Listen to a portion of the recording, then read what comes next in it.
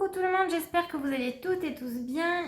Aujourd'hui, je suis ravie de vous retrouver pour une nouvelle série sur ma chaîne qui va plutôt s'adresser à toutes celles et ceux qui veulent apprendre à tricoter et à tout le monde en général.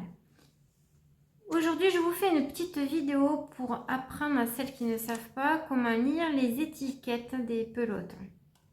Alors pour toutes celles et ceux qui savent, ça a l'air de rien. Pour ceux qui ne savent pas, je pense que ça va vraiment les aider. Ici, j'ai pris une pelote en restant de laine de Ziman et toutes les étiquettes, de toute façon, peu importe le fabricant, ont les mêmes symboles. Ce sont des symboles qu'on retrouve dans tous les pays. Donc voici une première indication que vous avez sur toute pelote, ça va être déjà le grammage. Ici, ce sont des pelotes de 100 grammes.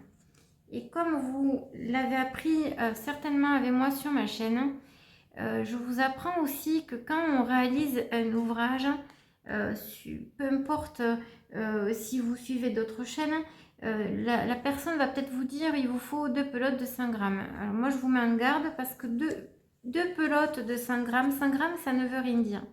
Puisque 100 grammes, dans 100 grammes, il peut contenir moins de 200 mètres de fil, plus de 200 mètres de fil, et pour finir un ouvrage, ça va être compliqué de vous fier que par rapport au gramme. Voilà le premier conseil que je vous donne. Le deuxième, c'est important de regarder ici cette indication Oeco-Tex. Ici, c'est important de toujours vérifier que vous ayez cette indication car elle vous protège, vous et les autres à qui vous offrez vos tricots, sans produits chimiques, sans produits nocifs pour votre peau. Donc c'est hyper important de regarder toujours qu'il y ait cette indication d'Oeco-Tex. Non seulement pour la laine, mais aussi pour vos vêtements. En dessous de cette indication, vous allez voir indiqué, là il y a écrit standard 100. 100, qu'est-ce que c'est? C'est une indication concernant la grosseur, la texture de votre fil et j'allais dire sa densité un petit peu. C'est-à-dire, est-ce que c'est un fil fin, est-ce que c'est un fil gros? Standard, ça va correspondre, vous voyez, c'est pas un fil fin, puisque le fabricant vous recommande soit un crochet 5, soit des aiguilles à tricot 4,5. Voilà. En dessous, ici, à côté de l'indication de l'aiguille que vous pouvez, de la grosseur d'aiguille que vous pouvez utiliser, et ça c'est plutôt génial toujours à regarder, ça donne une première indication, même si après, pour certaines raisons de souplesse ou suivant le résultat qu'on veut que vous obteniez, on va, des fois, on risque d'augmenter, on peut être amené, à augmenter la taille du crochet, la taille de l'aiguille pour obtenir un peu plus de souplesse à l'ouvrage. Et aussi, d'avoir cette indication va vous aider dans le sens où si vous souhaitez diminuer, sans faire de diminution, mais en utilisant le crochet ou l'aiguille avec une taille en dessous, eh bien vous savez d'office ce qu'il vous faudra.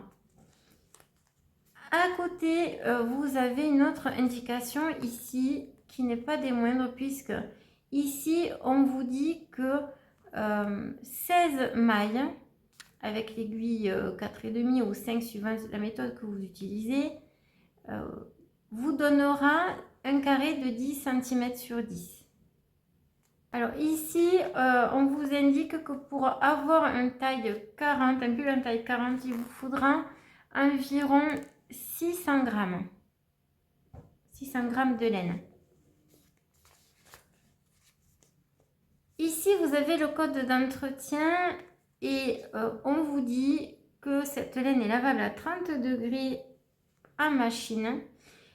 S'il y avait une main dans ce symbole, ce serait que votre laine est lavable uniquement à la main. Le triangle ici qui est barré, ça représente le chlore, l'eau de javel, donc c'est interdit. Le sèche-linge ici, qui est représenté par ce rond dans ce carré barré, est interdit. Le fer à repasser est interdit, même délicat. Et il vous reste la possibilité de laver votre tricot au perchloréthylène, donc c'est-à-dire au nettoyage à sec dans le pressing de votre choix ici. Voilà. Ici, vous allez retrouver aussi la composition de votre laine, c'est-à-dire on vous indique un pourcentage qui a 38% d'acrylique, 20% de laine, 20% de coton, 12% de polyamide, 8% de polyester et de viscose. Et c'est une laine qui a été fabriquée ici en Turquie. Voilà. Ici, vous avez le numéro du lot qui va vous indiquer, qui va vous assurer en fait que la couleur et le bain de couleur est le même dans toutes les autres pelotes que vous allez choisir. Donc, on vous indique le numéro du lot. Et c'est tout pour cette vidéo. Voilà, ici vous avez le prix et la laine, le nom de cette laine qui s'appelle Wonderland de Zeeman. Voilà, j'espère que cette vidéo vous aura intéressé, vous aura plu et surtout qu'elle vous aura aidé.